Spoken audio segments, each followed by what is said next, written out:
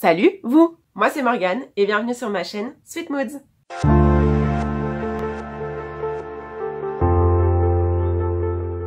Je vous retrouve aujourd'hui dans cette nouvelle vidéo pour parler d'un sujet qui est peut-être d'actualité pour vous avec l'approche de la rentrée. C'est le fait de partir vivre loin de chez ses parents. Ou pas forcément loin, mais juste de quitter le cocon familial, partir vivre seul, prendre son indépendance. Et c'est parfois une période un peu délicate et c'est pour ça que je voulais aborder ce sujet aujourd'hui. En fait, pour tout vous dire, je cherchais des idées de vidéos pour la rentrée. Je voulais faire des vidéos sur le thème de la rentrée, mais je ne voulais pas faire des back to school parce que c'est des vidéos qui sont vues et revues sur YouTube. Et si vous me suivez sur ma chaîne, vous savez que j'aime pas trop faire ce qui est déjà fait par tout le monde parce que y a aucun intérêt à faire ça. Du coup, je me suis dit que j'allais vous faire cette vidéo-là sur le fait de partir vivre seul, loin de chez ses parents. Parce que moi, je me souviens que c'est une étape dans ma vie scolaire, si on peut dire ça comme ça, parce que c'était surtout à partir des études supérieures. Mais c'est une étape qui m'a quand même pas mal marquée. Et c'est pas quelque chose dont on parle beaucoup sur YouTube, je trouve. Donc je m'étais dit que ça pourrait être intéressant de vous partager mon expérience. Et puis je vous donne bien évidemment aussi quelques petits conseils pour mieux aborder cette période. Donc c'est parti, on commence tout de suite. Alors déjà il faut savoir que moi j'ai quitté le cocon familial à l'âge de 18 ans, donc quand j'ai obtenu mon bac, comme la plupart des gens je pense c'est quand on doit partir faire des études supérieures qu'on quitte les parents. Moi ça s'est passé comme ça en tout cas, et du coup je partais à la rentrée faire une classe préparatoire de 2 ans, à Bordeaux même, et moi à l'époque mes parents vivaient dans la région bordelaise, enfin dans la campagne bordelaise, et du coup j'avais 1 heure de route pour aller jusqu'à Bordeaux à chaque fois, et je ne pouvais pas me permettre de rentrer tous les soirs parce que voilà, ça aurait été trop compliqué. Et c'est là que s'est posé la question de prendre un studio seul en fait, et du coup c'est ce qui s'est passé, c'est comme ça que j'ai quitté le cocon familial et que je suis partie vivre du coup à 1 heure de chez mes parents. Donc pour certains 1 heure ça paraît complètement dérisoire, mais pour moi à l'époque, partir à 1 heure de chez mes parents, c'était beaucoup. Voilà. En fait, c'était juste le fait de savoir que j'allais pas rentrer tous les soirs et que quand j'allais rentrer chez moi, j'allais être seule et j'allais pas voir ma famille. Rien que ça m'angoissait. Et en fait, plus qu'angoissée, ça me rendait vraiment triste. Parce que en soi, j'étais pas stressée à l'idée de vivre seule, je m'en sentais capable. Mais j'étais triste à l'idée de me dire, quelque part, je vais quitter ce nid familial en fait, qui est rassurant, qui est agréable, tu vois du monde, le soir t'es pas tout seul. Et du coup voilà, j'étais à la fois contente à l'idée d'avoir mon petit chez moi, d'avoir mon indépendance, tout ça, mais aussi triste à l'idée de quitter ma famille. Et du coup, comment j'ai vécu cette période-là? Honnêtement, je l'ai pas bien vécu. En plus, j'étais en classe préparatoire, donc je bossais énormément, je ne sortais plus, je n'avais plus de vie. Du coup, c'était encore plus dur à cause de ça, et il faut savoir que du coup, je rentrais tous les week-ends. Il était pour moi impensable de passer un week-end à Bordeaux même, sans rentrer chez mes parents. C'était génial à chaque fois, c'était une grande bouffée d'air frais parce qu'en plus c'était à la campagne, donc du coup je prenais vraiment un grand bol d'air, au sens propre comme au sens figuré, et là où c'était compliqué c'était les dimanches. Donc je pense que vous aussi vous vivez ça si jamais vous êtes dans cette situation là. Donc c'est le dimanche après-midi ou soir où il faut rentrer chez soi pour ensuite entamer la semaine, et moi c'était ce moment là qui était ultra compliqué pour moi. C'est-à-dire que j'ai passé littéralement 2 ans à pleurer tous les dimanches. Je prenais le train à l'époque parce que je n'avais pas le permis et je passais littéralement mon temps à pleurer le dimanche. Je pleurais avant de partir, je pleurais une fois sur le quai, je pleurais une fois arrivée chez moi et je pleurais même parfois en début de semaine tellement j'avais du mal à me faire à l'idée que j'étais plus chez mes parents. Donc voilà, ça a été 2 ans très compliqués à ce niveau-là émotionnellement. Je vivais vraiment comme une déchirure et c'est comme si je partais vivre à 2000 km de chez mes parents pendant 1 an et que j'allais plus les revoir, alors que non, en fait, il allait juste s'écouler une petite semaine et j'allais les revoir. Mais non, dans ma tête, c'était pire que ça. Alors aujourd'hui, j'en parle avec le sourire, mais je vous avoue que sur le moment, c'était une vraie source de souffrance. C'est ça que je veux faire cette vidéo aujourd'hui. Je sais que ça n'intéressera pas tout le monde, mais si je peux au moins aider une seule personne, rassurer une seule personne en faisant cette vidéo, c'est déjà tout gagné pour moi. Donc voilà en gros pour mon expérience. Tout ce que je peux vous dire, c'est que ça a été dur pendant ces 2 années-là. Il n'y a rien de plus à dire à part que oui, je pleurais tous les week-ends et oui, c'était dur et parfois même pendant la semaine, j'avais des coups de blues. Mais aujourd'hui, je vis très bien. Je suis à Paris, donc beaucoup plus loin qu'1 heure de Bordeaux. Et je ne rentre pas tous les week-ends chez mes parents parce que je ne peux pas. Mais voilà, aujourd'hui je vis mieux parce que déjà j'ai un peu plus l'habitude. Et puis parce que finalement avoir son indépendance c'est pas si mal, et parce que c'est le cours de la vie aussi. Il faut bien quitter les parents et le cocon familial à un moment donné. Donc du coup au niveau des conseils que je peux vous donner, déjà premier conseil c'est de construire entre guillemets un chez soi dans lequel on se sente bien, à l'aise, confort, enfin tout en fait. Sachant que vous allez vivre seul, généralement, à moins que vous alliez habiter en colocation, ou là à la limite enfin ça peut s'appliquer aussi d'ailleurs ce conseil là, mais c'est un peu plus facile peut-être, mais si vous vivez seul, il est important que vous fassiez un intérieur à votre image dans lequel vous vous sentez bien, peut-être reproduire un peu ce que vous avez chez vos parents pour être le moins perdu possible, le moins déstabilisé possible, ramener des objets éventuellement de déco ou autre chose, hein, même ne serait-ce que les draps que vous avez chez vos parents, les ramener chez vous pour qu'en fait ce soit familier. Visuellement, vous ayez des choses familières et donc un environnement familier. C'est valable aussi avec les odeurs.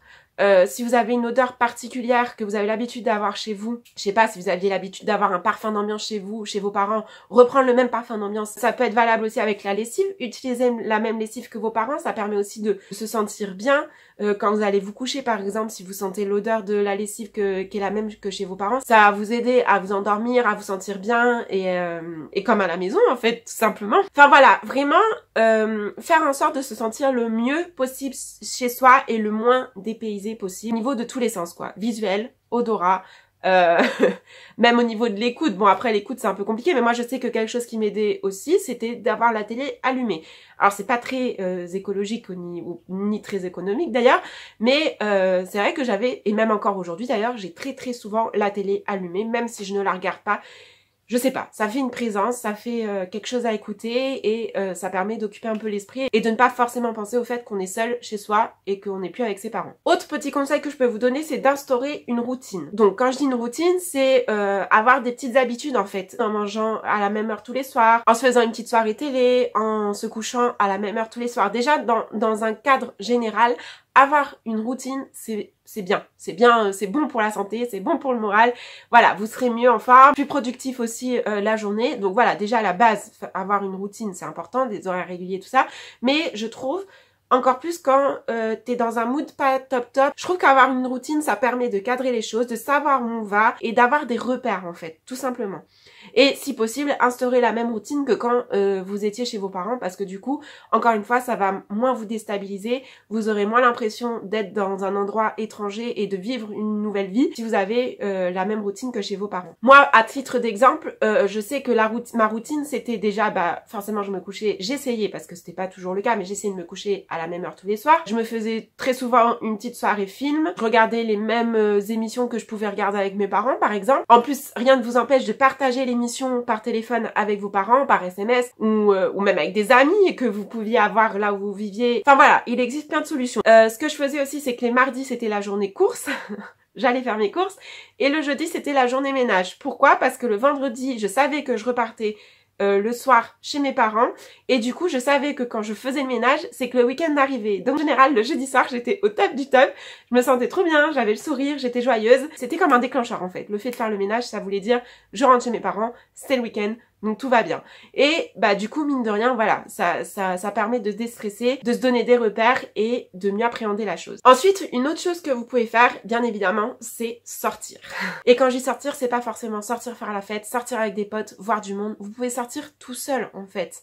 Et c'est comme ça aussi que vous allez rencontrer des gens et juste le fait de sortir, s'aérer l'esprit, ça fait du bien. Prendre le soleil, aller se balader, voir du monde en fait, tout simplement. Et ça vous permet de ne pas penser au fait que vous êtes loin de votre famille, que vous êtes triste. Et du coup, ça vous fait du bien. Et quand vous rentrez chez vous, vous êtes plus apaisé et moins enclin à cette déprime et à cette tristesse qu'on peut avoir quand on quitte le cocon familial. Et en plus, comme ça, en sortant, comme je le disais, c'est comme ça que vous allez rencontrer des personnes, que vous allez vous faire des nouveaux amis et qu'ensuite vous vivrez mieux le fait de plus être chez vos parents et d'avoir cette nouvelle vie dans cette nouvelle ville. Pour ça, il y a plein de choses que vous pouvez faire pour trouver des sorties à faire et rencontrer d'autres gens. Je pense notamment au groupe Facebook. Il y a des groupes Facebook par ville. Moi, je sais que je suis dans un groupe qui s'appelle Étudiants de Bordeaux.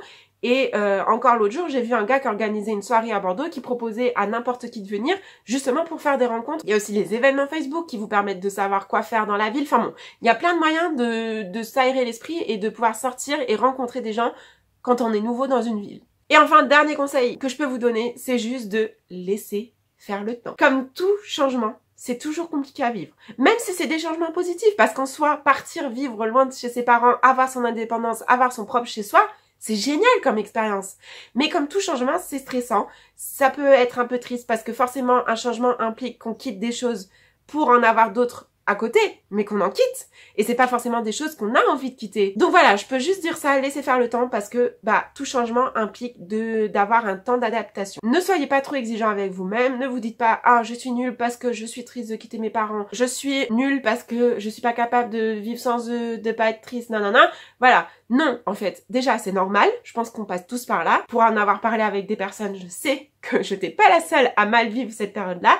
Mais en plus, voilà, c'est normal et il faut un peu de temps pour s'habituer. Et puis sans oublier que, comme je le dis, quitter le cocon familial, ça a quand même beaucoup d'avantages. On peut faire ce qu'on veut, quand on veut, sans avoir personne pour nous surveiller. On peut se coucher à l'heure qu'on veut, sans avoir les parents derrière qui nous disent « Va te coucher !» On a son indépendance, on peut rentrer à l'heure qu'on veut, sans se soucier de réveiller les autres ou pas. Bon, encore une fois, sauf si vous habitez en colocation, là, bon, c'est pas valable. Mais si t'habites tout seul, voilà, tu n'as pas de souci en fait des autres. Tu peux choisir ton programme TV, choisir ce que tu veux manger quand tu veux, rentrer à l'heure que tu veux. Enfin bon, tout en fait. Puis tu peux rester autant de temps dans la salle de bain que tu veux, sans avoir quelqu'un derrière la porte qui te crie « Ça fait 3 heures que t'es enfermé là-dedans, qu'est-ce que tu fous ?» Donc voilà, quitter le cocon familial, ça a énormément d'avantages aussi. Donc ne vous inquiétez pas, ça va bien se passer. Donc voilà, c'est tout pour la vidéo d'aujourd'hui. J'espère que ça vous aura plu, que ça vous aura aussi aidé, parce que c'est le but de cette vidéo, de pouvoir vous donner des clés pour mieux vivre la situation. Si jamais vous n'êtes pas encore abonné à la chaîne, abonnez-vous de suite, pour me soutenir, ça me ferait plaisir. Likez la vidéo, partagez, voilà, laissez un commentaire, faites tout ce que vous voulez. Et puis moi, je vous retrouve très vite dans une prochaine vidéo. Mouah.